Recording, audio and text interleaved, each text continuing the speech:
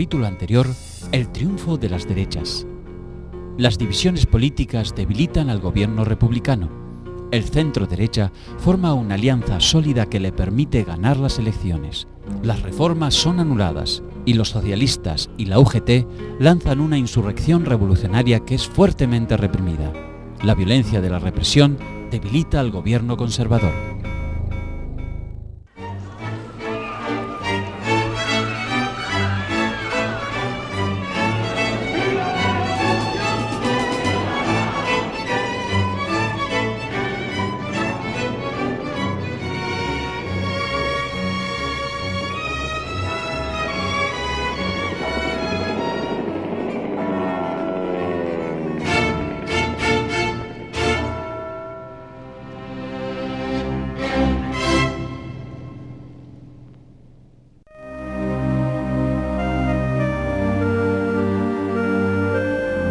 A comienzos de 1936 se alcanzó en España la certeza de que las derechas en el gobierno, después de 2 años de gestión, habían dilapidado su capital político.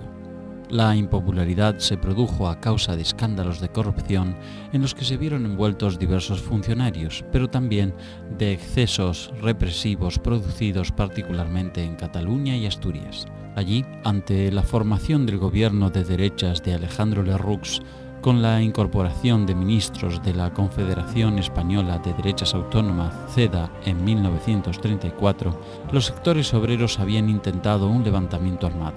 La CEDA alentaba el proyecto de instaurar un régimen autoritario, conservador y católico, con una constitución no democrática.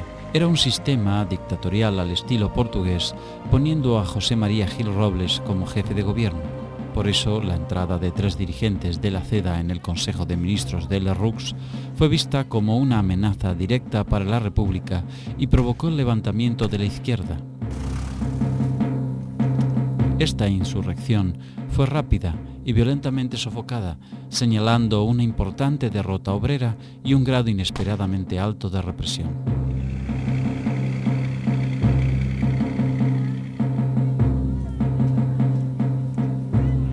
La vida republicana se hace más conflictiva a partir del 34 y que por tanto quedarán ahí 2 grandes heridas. La herida de la izquierda de haber sido reprimida durísimamente en Asturias y la herida de la derecha de que se ha sublevado la izquierda de manera violenta, ¿no? O sea que sí, fue un conflicto serio en el que tenemos que ser muy cautos al juzgar las razones de unos y otros y desde luego no aceptar que una sublevación sea legal, sea legítima, pero también aceptar que la entrada de un partido no republicano en el poder era una cosa también muy complicada para cualquier régimen, ¿no?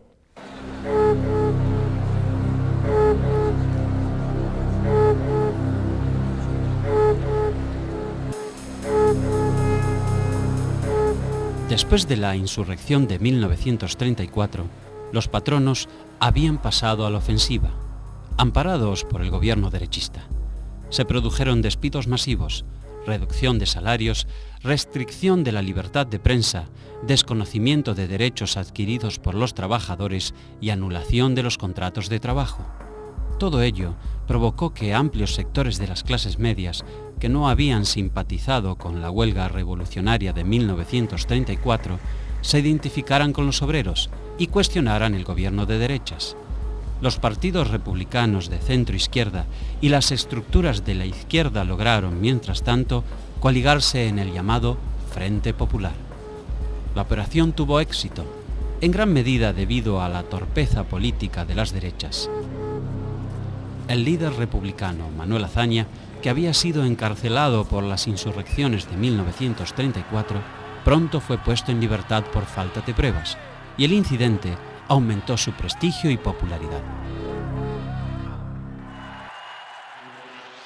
En el conjunto de las políticas represivas que preconiza la derecha, el proceso Azaña debía tener una resonancia especial, puesto que se le consideraba el responsable de las políticas revolucionarias del primer bienio y se le veía como el jefe moral de la revolución, por así decirlo.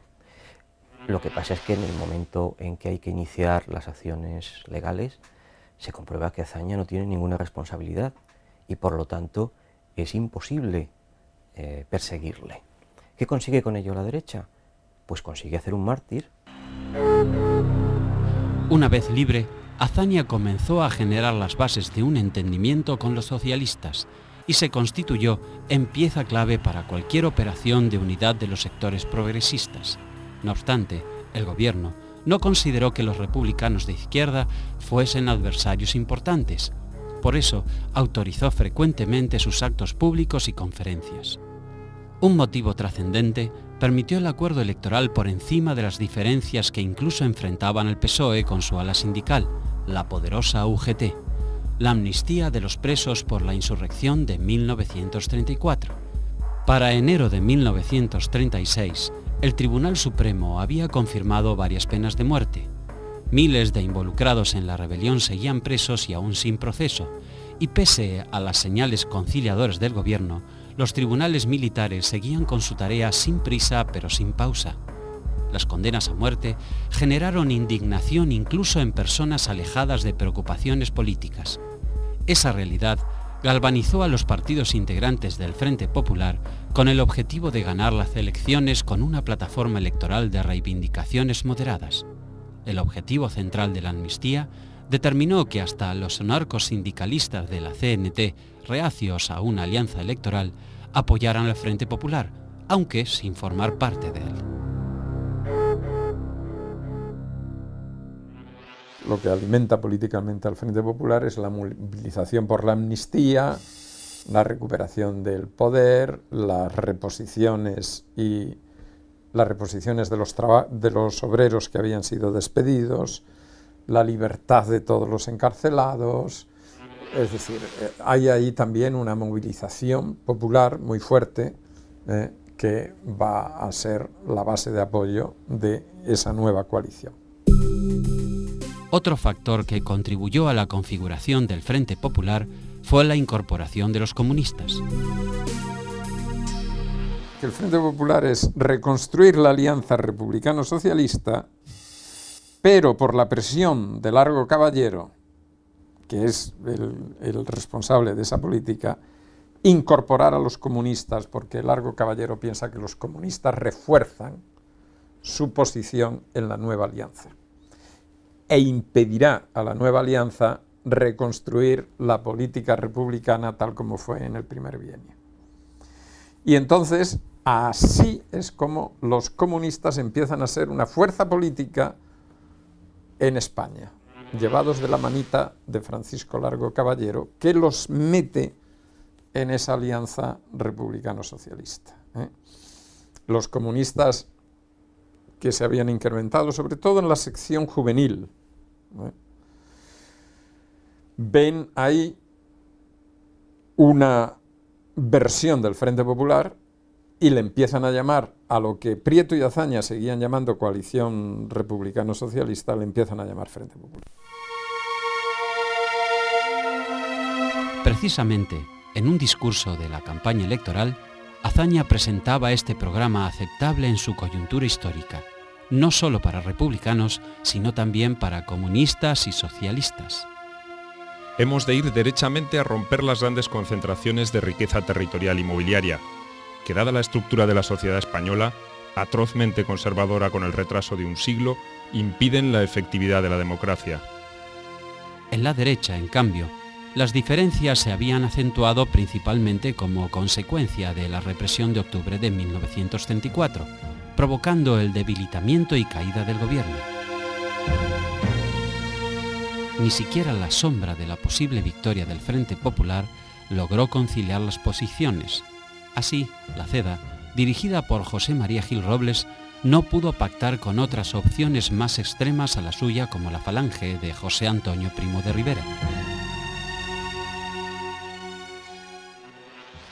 El conjunto de las derechas considera que el segundo bienio ha sido una ocasión desperdiciada para terminar con el sistema liberal parlamentario y para rectificar el rumbo social y político que había adoptado la República durante el bienio social azañista. Existe, por lo tanto, una sensación de frustración. Para el sector mayoritario, la CEDA, esa frustración se dirige hacia agentes externos, los radicales y el presidente de la República, que han frustrado la posibilidad de que Gil Robles tomase el poder. Para los monárquicos y los falangistas, la culpa está en la propia CEDA, que ha sido un partido que se ha entregado al juego parlamentario sin ocuparse de lo que verdaderamente era importante, que era la movilización de masas y la conspiración militar para terminar con el régimen. De manera que ambos sectores se acusan de no haber cooperado, no haber colaborado entre sí para lograr sus objetivos. El Frente Nacional, que reunía las derechas, se conformó con la CEDA, el Partido Radical de Alejandro Lerroux, el Partido del Centro de Manuel Portela Valladares y los progresistas del presidente Niceto Alcalá Zamora, entre otros. El 16 de febrero de 1936, más del 70% de los ciudadanos con derecho a voto concurrieron a las urnas.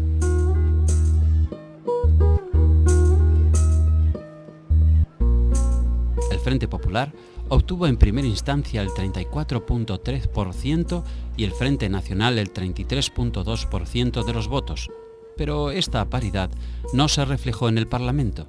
La ley electoral establecía que las mayorías debían contar con un mínimo del 40% de los votos válidos emitidos.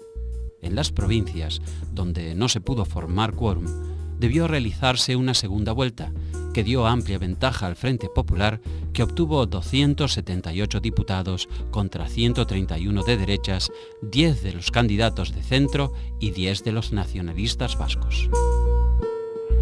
El gran triunfador de las elecciones, el gran triunfador fue el PSOE, desde luego, pero el gran líder no era Indalecio Prieto, el gran líder era Manuel Azaña. El gran líder, de nuevo, era Manuel Azaña. De modo que el gran hombre al que se tenía como forjador de la nueva unidad de la izquierda era Manuel Azaña. Después de las elecciones, Alcalá Zamora continuaba como presidente de la República y Azaña pasó a presidir el Consejo de Ministros. Las Cortes depusieron a Alcalá Zamora en mayo y Azaña fue elegido para ocupar el puesto vacante. La destitución de Alcalá Zamora fue una maniobra política del Frente Popular para eliminar a un presidente que le resultaba tremendamente incómodo. Alcalá Zamora era un hombre de centro-derecha, era un liberal, tenía un gran poder como presidente de la República porque la Constitución le otorgaba un gran poder y ese poder lo había desarrollado, lo había ejercido cada vez que pensaba que el régimen se encontraba en peligro. La Constitución establecía que si un presidente de la República disolvía 2 veces el Parlamento, las Cortes ordinarias, durante su mandato de 6 años, podía ser destituido por las siguientes Cortes. El problema era que las primeras Cortes eran las Cortes Constituyentes, no eran Cortes ordinarias.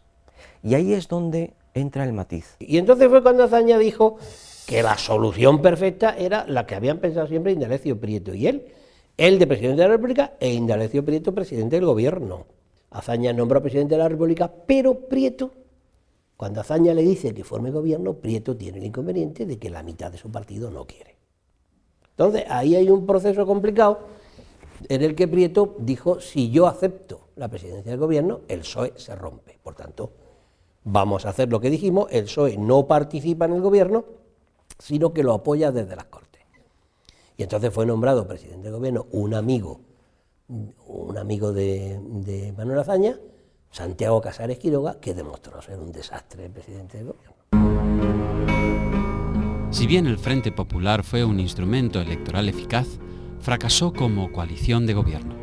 Pronto, las escisiones internas y las tensiones entre los socialistas y comunistas dejaron la responsabilidad del gobierno en manos republicanas.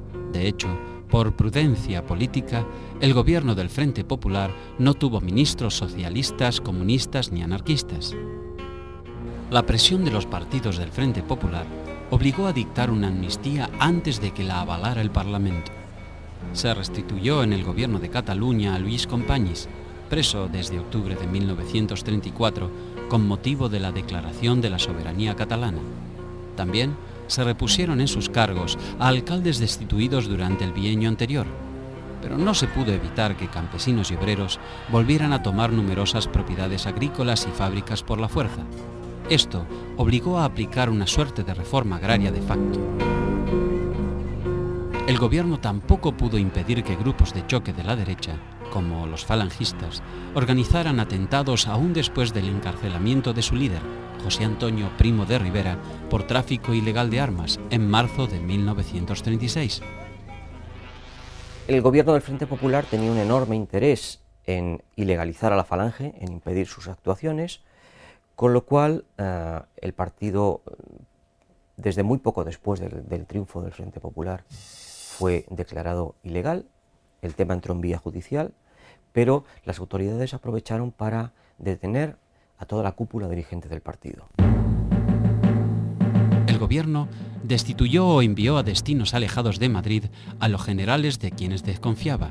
Franco fue designado comandante general de Canarias y Godet de Baleares. Varela fue enviado a Cádiz y Orgaz a Tenerife. Emilio Mora fue trasladado desde Marruecos a Pamplona, un destino con menor importancia militar. Esta política no logró evitar que surgiera una conspiración militar poco después de las elecciones, cuya primera reunión se celebró el 10 de marzo. Los conjurados proyectaron sublevarse en abril, pero no lo hicieron porque el gobierno descubrió sus manejos y se agravó el cáncer que sufría el general Rodríguez del Barrio.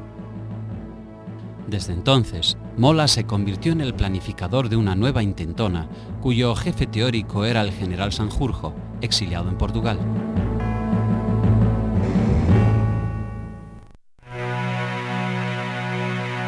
La conspiración militar será conocida y alentada por sectores políticos conservadores y de derechas que la financiaron. Juan March depositó 500.000 pesetas en un banco extranjero para Franco y otras tantas para Mola.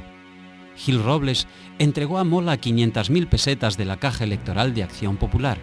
Tanto carlistas como falangistas participaron de la conspiración, pero los militares no dejaron que ningún civil tuviera capacidad de decisión en la organización de la sublevación. La operación antirrepublicana revestiría un carácter específicamente militar. Se conformaría como la suma de tres impulsos. Por un lado, los jefes y oficiales integrados en la Unión Militar Española, UME, agrupación corporativa y nacionalista secreta y clandestina, que agrupaba a la mayoría de los oficiales. Por el otro, la Junta de Generales de Madrid y la rebelión organizada por el general Emilio Mola bajo el seudónimo de El Director. Las Fuerzas Armadas no serían instrumento de determinados partidos políticos o grupos de presión, sino que asumirían la destrucción de la República frente populista con criterio esencialmente corporativo.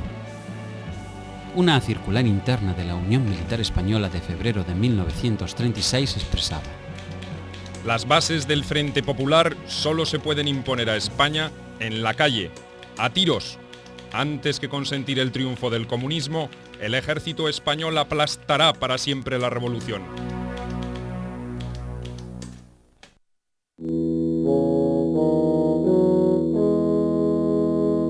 La derrota en las elecciones le generó al Frente Nacional una crisis profunda.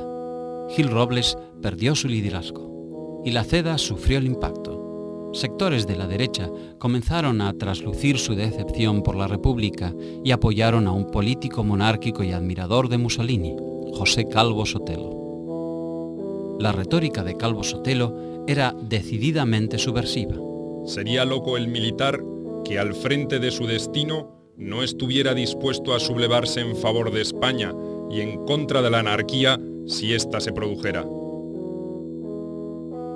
El ascenso de Calvo Sotelo en la consideración de los sectores más conservadores fue paralelo a la consolidación de la conspiración militar y el incremento de la violencia de grupos extremistas de ambos bandos que el gobierno no pudo conjurar. La destitución de Niceto Alcalá Zamora profundizó las contradicciones del Frente Popular al ceder la iniciativa al reformismo burgués, representado por Azaña. Su programa contemplaba la reactivación de la reforma agraria, la ley sobre rescate de bienes comunales, la legalización de ocupaciones de tierras y otras medidas que fueron consideradas amenazadoras por los viejos grupos dominantes. Aunque el gobierno exasperaba a sus opositores, no parecía actuar con la profundidad que ciertos sectores propios le exigían. Las fuerzas de izquierda consideraron que el programa político de Azaña era tibio y sus tiempos demasiado pausados. El proletariado exigía de forma impaciente cambios profundos y estaba empeñado en una dura lucha contra la patronal, que a su vez también se radicalizaba cada vez más.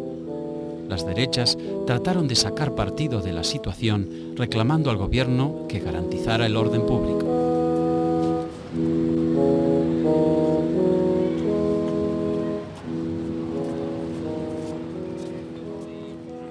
Uno de los grandes argumentos de la derecha española para justificar la guerra es que el Frente Popular, el periodo del Frente Popular, fue un periodo de grave desorden.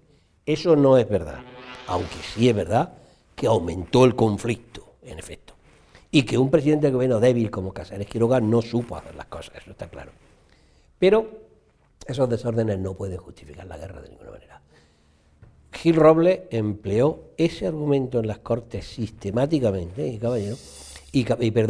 Calvo Sotelo emplearon ese argumento para señalar la ilegitimidad del gobierno del Frente Popular, que era incapaz de controlar el orden público. En efecto, hubo mucho conflicto, pero no un desorden generalizado, no. El 15 de abril, Calvo Sotelo responsabilizó a las autoridades de los hechos violentos, tales como incendios de iglesias y comercios y enfrentamientos entre grupos antagónicos de ciudadanos. Reiteró la acusación el 16 de junio señalando la ruina de todo sentido de autoridad nacional. Otros dirigentes derechistas como Gil Robles, tan íntimamente vinculado a la Iglesia católica, no decían menos. Para la Iglesia, la victoria del Frente Popular había significado el naufragio de los más nobles valores de la civilización cristiana y el triunfo de la impiedad, del marxismo y del amor libre, según palabras del obispo de Teruel. La Iglesia había sido altamente beligerante en aquella campaña electoral, antes de febrero del 36. Distintos obispos publican unas circulares que hoy es impensable que lo hiciera, pero entonces, es decir, que es la lucha entre Dios y el demonio, el bien y el mal, que se pierde España. Por tanto, fue muy beligerante. Mientras tanto, el general Mola seguía tejiendo una eficaz red de enlaces militares y civiles con vistas a la sublevación. En lo político, tuvo dificultades en obtener el apoyo de algunos grupos derechistas, como la Falange y el Carlismo, que pretendían imponer sus condiciones a lo que Mola no estaba dispuesto. Por si alguna duda quedaba, el 20 de junio de 1936, el general Mola manifestó en una de sus instrucciones reservadas: ha de advertirse a los tímidos y vacilantes que aquel que no está con nosotros está contra nosotros, y que como enemigo será tratado.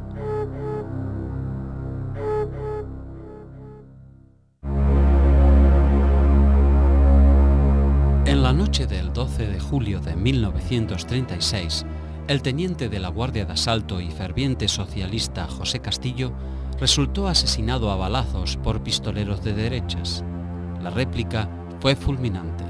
En la madrugada del 13, un grupo de compañeros de Castillo, un capitán de la Guardia Civil y el antiguo guardaespaldas de una diputada socialista, secuestraron y mataron a Calvo Sotelo. Los asesinatos de Castillo y de Calvo Sotelo hay que contemplarlos en el marco de la violencia generalizada de finales de la primavera, principios del verano de 1936. Castillo era un instructor de las milicias socialistas que estaba fichado por los activistas de extrema derecha como una de las personas a eliminar físicamente para perjudicar o incluso desarticular a las milicias juveniles de los partidos obreros. Por lo tanto, su asesinato fue un atentado terrorista premeditado de carácter político. En el caso de Calvo Sotelo fue distinto. Su asesinato no estaba previsto. De hecho, los policías que lo ejecutaron buscaban a otros líderes parlamentarios. Buscaron a Gil Robles, buscaron a Antonio Goicoechea, el dirigente de Renovación Española, pero no les encontraron. Y Calvo Sotelo sí estaba en su casa. El gobierno, exclusivamente republicano, no tuvo nada que ver con el hecho, ni los asesinos eran exactamente partidarios suyos. Incluso, el comandante Burillo, jefe del grupo de asalto al que pertenecía Castillo, era socialista y luego se hizo comunista. Pero se atribuyó este crimen al gobierno, y eso aceleró decisiones entre los conspiradores. El carlismo aceptó apoyar la sublevación y algunos militares que estaban indecisos tomaron el partido de Mola. Tal fue el caso del general Franco, quien no le había dado respuesta al general Mola en cuanto a si iba o no a participar, pero que al conocer la suerte de Calvo Sotelo, decidió unirse. Mola estableció que la rebelión se produciría entre el 17 y el 20 de julio.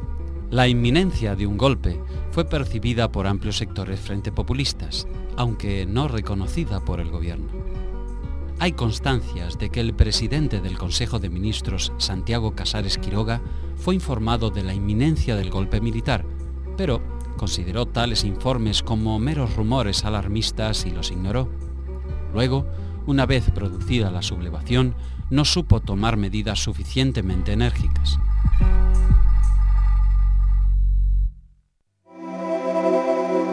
Marruecos era la mayor guarnición militar de España. Contaba con más de 40.000 hombres, entre ellos los regulares indígenas y los legionarios. Estos últimos en 2 legiones, una en Ceuta y otra en Melilla. El 17 de julio, la guarnición de Melilla se sublevó sorpresivamente bajo las órdenes del teniente coronel Gazapo, para evitar un registro policial que amenazaba descubrir un depósito de armas clandestino. Eran las 17 horas del día 17. El levantamiento estaba previsto para el día 19, pero los conspiradores debieron adelantar sus planes. El golpe no estaba aún lo suficientemente preparado y la improvisación era inevitable. Los oficiales leales al gobierno fueron arrestados. Las tropas tomaron de inmediato la ciudad sin más que unos pocos tiros y un par de muertos. Esa misma tarde en Tetuán, la capital de Marruecos, se alzó el coronel Eduardo Sáez de Buruaga. En pocas horas, la rebelión se extendió por todo el territorio. En Ceuta, el teniente coronel Juan Yagüe desplegó sus legionarios por las calles con la única resistencia de algunas acciones aisladas. En el aeródromo de Sanya Ramel, el comandante Lapuente Bahamonde, conocido republicano y primo hermano del general Franco, defendió su puesto a punta de pistola e hizo inutilizar los aviones que estaban a su cargo antes de caer prisionero. Algunos civiles, simpatizantes de la sublevación, en su mayoría falangistas, fueron armados y colaboraron con los rebeldes. La Junta Militar telegrafió al general Franco para que éste se trasladase a Marruecos para encabezar la rebelión. El general Franco era un hombre de enorme prudencia, eso lo afirman todos sus biógrafos.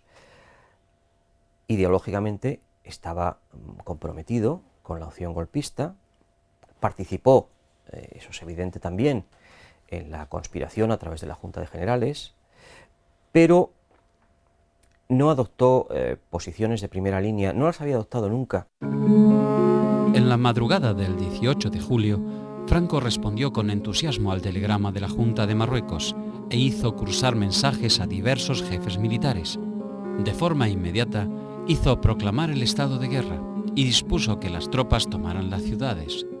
Luego dejó al general Luis Orgaz a cargo de completar la dominación de las islas y partió hacia Gando, el aeropuerto de Gran Canaria. Allí lo esperaba un avión modelo Dragon Rapid de la marca británica de Havilland, que los monárquicos habían puesto a su disposición.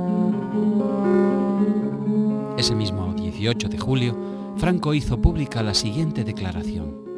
Hago saber, una vez más, el ejército, unido a las demás fuerzas de la nación, se ha visto obligado a recoger el anhelo de la gran mayoría de los españoles que veían con amargura infinita desaparecer lo que a todos pueda unirnos en un ideal común, España. Se trata de restablecer el orden dentro de la República. Franco hizo poner a salvo a su familia, embarcándola rumbo a Lisboa y de allí al Havre, Francia. Luego, voló desde las islas hasta Gadir y desde ahí a Casablanca, en la costa atlántica de Marruecos. Él y su comitiva durmieron allí y a la mañana siguiente aterrizaron en Sanya Ramel, en las cercanías de Tetuán. Una vez ahí, Franco tomó el mando de las tropas africanas.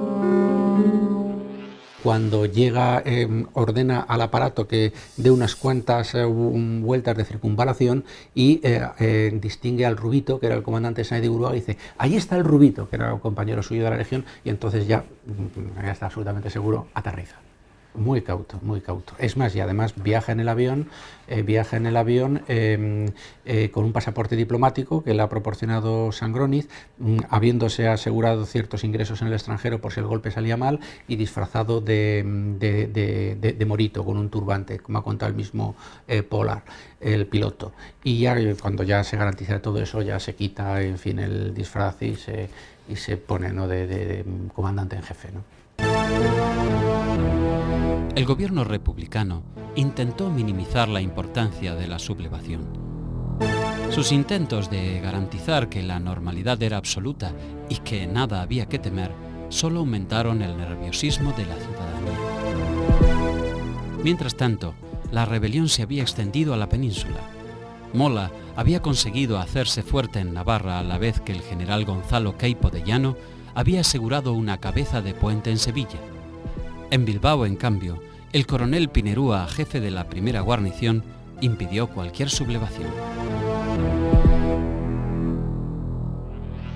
Mola en la sublevación no tuvo errores, lo que no tenía era medios para llegar a Madrid. Claro, es que lo que hemos dicho es: si triunfa la sublevación, no hay pega, no hay guerra. Ahora, al fallar más de la mitad de la sublevación, entonces no tienen ejército para llegar para entrar en Madrid, ni para llegar a ningún lado. En Zaragoza, el general Miguel Cabanellas, sin declarar el estado de guerra, colocó baterías en puntos estratégicos de la ciudad. Dio libertad de acción a los falangistas, detuvo a más de 300 dirigentes políticos y sindicales y envió 10.000 fusiles y millones de cartuchos para Mola. Este hizo público su pronunciamiento en Pamplona e inmediatamente se alzaron también las guarniciones de Palencia, Logroño y Vitoria. De hecho, Navarra fue la única región donde el alzamiento tuvo masivo apoyo popular. En Madrid y en Barcelona, en cambio, la suerte sería adversa a los rebeldes. En la capital, el general Fanjul intentó un levantamiento, pero fracasó y se vio obligado a atrincherarse con sus partidarios en el cuartel de la Montaña.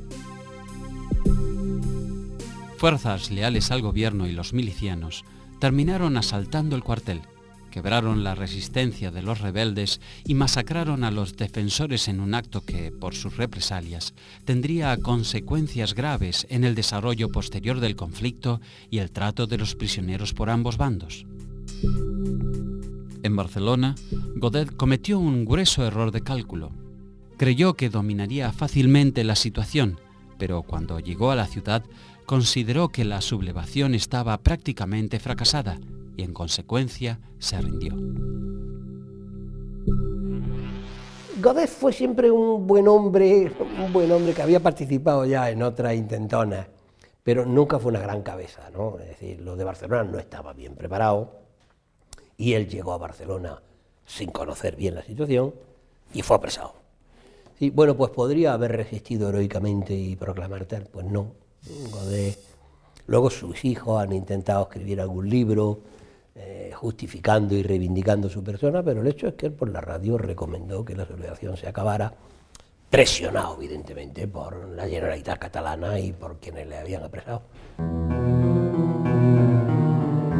A diferencia de lo ocurrido en Madrid con el gobierno central, en Barcelona, la Generalitat, con el comisario general de Orden Público, capitán Federico Escofet, a la cabeza, organizó la represión a los rebeldes. Los militares alzados fueron derrotados por el Cuerpo de Seguridad de Asalto, al que, al cabo de unas horas, se unieron los milicianos, armados con pertrechos abandonados por los soldados en la calle, y luego, sobre las 3 de la tarde, la Guardia Civil mandada por el coronel Escobar. El gobierno republicano, al enterarse de la insurrección, consideró que ella triunfaría inmediatamente en Marruecos, pero fracasaría en la península. Las tropas marroquíes deberían atravesar el estrecho para unirse a los otros sublevados. En caso contrario, quedarían aislados y fracasarían. Los suboficiales y cabos de la Marina, así como los oficiales de los cuerpos auxiliares como telegrafistas, por ejemplo, eran republicanos incondicionales. No era posible que secundaran un motín contra el gobierno. Así, los legionarios y moros no tendrían modo de cruzar el mar hacia Andalucía. Ese era el problema que debía resolver Franco.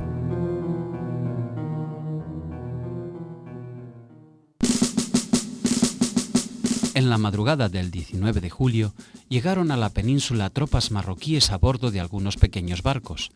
El destructor Churruca y la motonave Ciudad de Algeciras atracaron en Cádiz, a la vez que el cañonero Dato y el mercante Cabo Espartel atracaron en Algeciras. Fue el único traslado numéricamente importante que fue posible implementar en esos primeros días de la sublevación. Desde el día siguiente, ante la negativa por parte de las tripulaciones de la Armada de secundar la rebelión, no hubo ya más convoyes desde África hacia Cádiz y Algeciras. Los mandos inferiores de la Marina, muy inferiores, eran republicanos.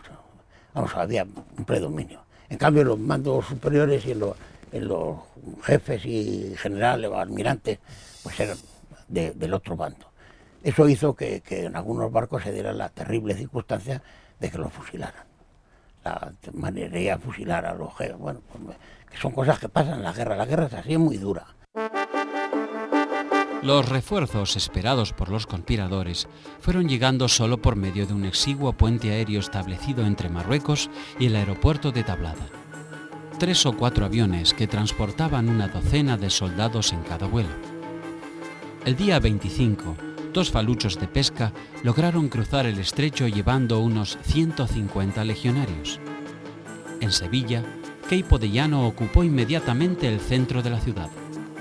Luego, al comprobar que no cabía esperar una llegada masiva de refuerzos marroquíes, asaltó con sus tropas y con civiles armados de la falange los barrios obreros, reduciendo a cañonazos las zonas defendidas por los republicanos y aplastando finalmente toda resistencia.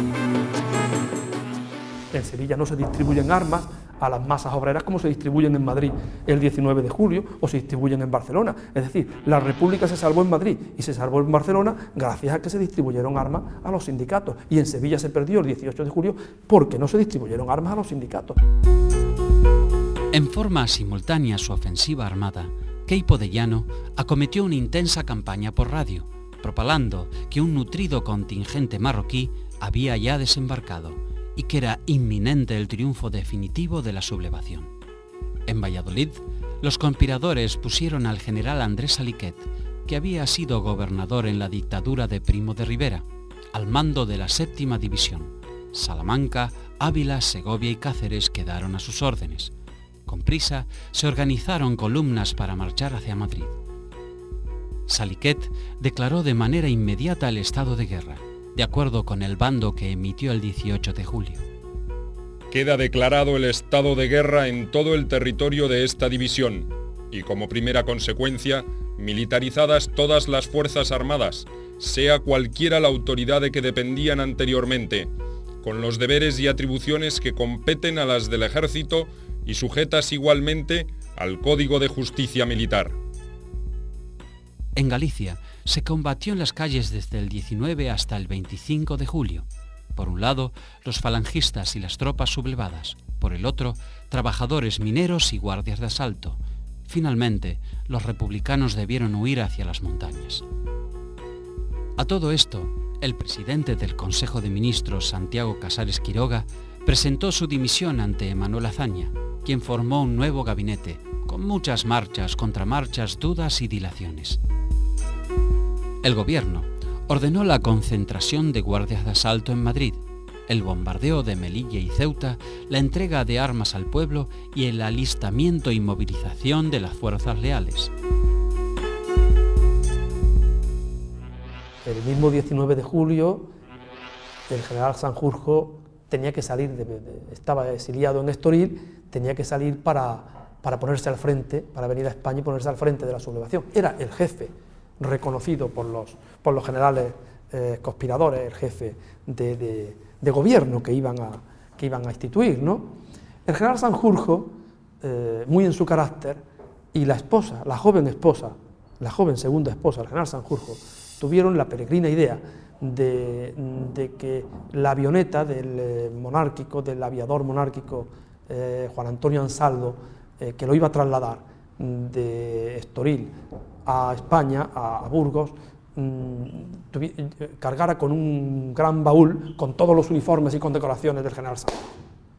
Y como el gobierno de Portugal no permite que esa avioneta despegue de un aeródromo militar, ni siquiera de un aeródromo civil, para no comprometerse frente al gobierno legal de la República Española, pues esa avioneta tiene que despegar de un campo de deportes. Un campo de deportes que tiene alrededor unos árboles. El aviador Ansaldo le hace saber a Sanjurjo que es mucho peso el baúl y que puede que no despeguen o que choquen con los árboles.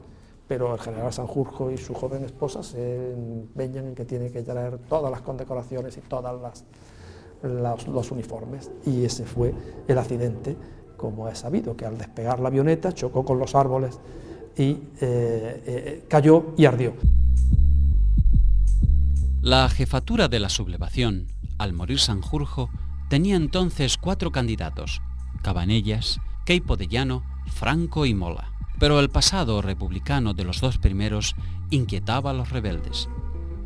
Se constituyó una Junta de Defensa Nacional, presidida formalmente por Cabanellas, el militar rebelde de mayor antigüedad, aunque el poder real estaba en manos de Mola. De esta manera, la zona norte se configuró como directora de la rebelión. Por el momento, ni Franco, que estaba en África, ni Queipo de Llano, que estaba en Sevilla esperando los refuerzos marroquíes, tuvieron lugar en la Junta, lo que ciertamente fue una consecuencia del aislamiento al otro lado del mar sufrido por el ejército de África. Mola comprendía claramente que su futuro peso político dependía de que las tropas de la zona norte conservaran la iniciativa y lograran conquistar Madrid. Pasados los primeros días del levantamiento, el panorama era el siguiente. La mayoría de las ciudades más importantes de España, entre ellas Madrid, Barcelona, Bilbao y Valencia, y las regiones más industrializadas del país, respondían al gobierno republicano, al igual que la mitad del ejército, casi toda la marina y la fuerza aérea. Los rebeldes se hicieron fuertes en zonas campesinas menos desarrolladas, como Andalucía, Galicia y Navarra, pero contaban a su favor con los contingentes militares coloniales de Marruecos, la tropa más experimentada. Mola no calibraba hasta qué punto, ni los militares golpistas pudieron calibrar hasta qué punto iban a encontrar oposición popular. Probablemente creyeron que iban a sorprender y que iban a someter más fácilmente, pero la oposición popular fue tremenda, numantina. Yo mantengo que estuvo en esa tradición hispana, saguntina y numantina, de los que prefieren resistir hasta el final. En Madrid, Azaña encargó a Diego Martínez Barrio la formación de un amplio gobierno de coalición. Pero esta estrategia fracasó y José Giral terminó organizando un gabinete estrictamente republicano.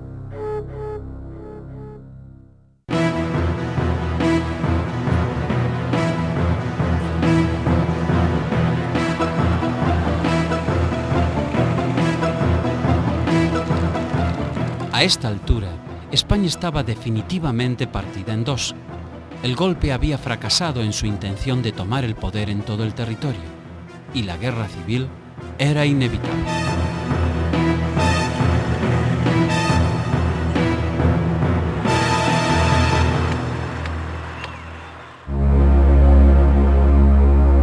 En el próximo capítulo, la Guerra de las Columnas.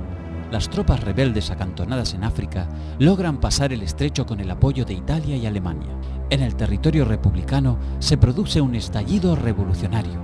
Las milicias catalanas rechazan el alzamiento en Barcelona y atacan Zaragoza. La República en Madrid resiste, impidiendo la toma de la ciudad.